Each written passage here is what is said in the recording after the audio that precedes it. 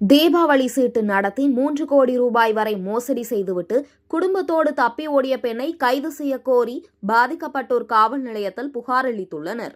கிருஷ்ணகிரி மாவட்டம் ஓசூர் அருகே உள்ள குருப்பட்டியில் வசித்து வந்தவர் பத்மா. இவர் அப்பகுதியில் தீபாவளி சீட்டு நடத்தி வந்துள்ளார். இவரிடம் ஓசூர், மத்திகிரி, குருப்பட்டி, பழைய மத்திகிரி, நவதி மற்றும் அதன் சுற்றுவட்டார பகுதிகளைச் சேர்ந்த 800க்கும் மேற்பட்ட பொதுமக்கள் தீபாவளி சீட்டு கட்டி வந்துள்ளனர். சீட்டு முடிந்ததும் தீபாவளி சமயத்தில் அவர்களுக்கு 2 கிராம் தங்கம் மற்றும் 20 கிராம் வெள்ளி பொருட்கள் மற்றும் மளிகை பொருட்கள் என அனைத்தையும் வழங்கி வந்துள்ளார்.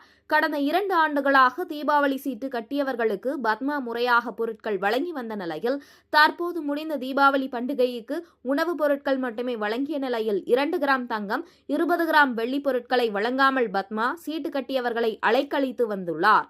இந்நிலையில் கடந்த 5ஆம் தேதி அனைவருக்கும் பொருட்களை கொடுத்து விடுவதாக கூறிய பத்மா திடீரென குடும்பத்துடன் மாயமாகியுள்ளார்.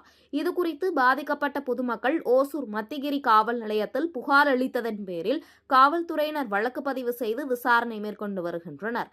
மேலும் பொதுமக்களுக்கு கொடுக்க வேண்டிய தங்கம், வெள்ளி பொருட்களின் மொத்த மதிப்பு 3 கோடி ரூபாய் என்பது குறிப்பிடத்தக்கது.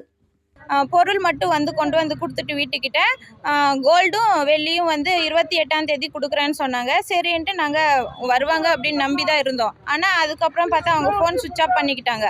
இல்லை கொடுக்கல, தங்கம் கொடுக்கல, எள்ளு கொடுக்கல, எதுவும் கொடுக்கல சாமி. ஏமாத்திட்டு போச்சு. எங்கள் வீட்டில் ஒரே சண்டை அப்படியே உயிர் எடுக்கிறாரோ. 30 சீட்டுக்காரர் உயிர் எடுக்கிறாரோ. நாங்கள் பெட்ரோல் போச்சு நெருப்பு வச்சுக்கிறோம். ஆனால் எங்கள் வீட்டுக்கிட்ட சண்டை.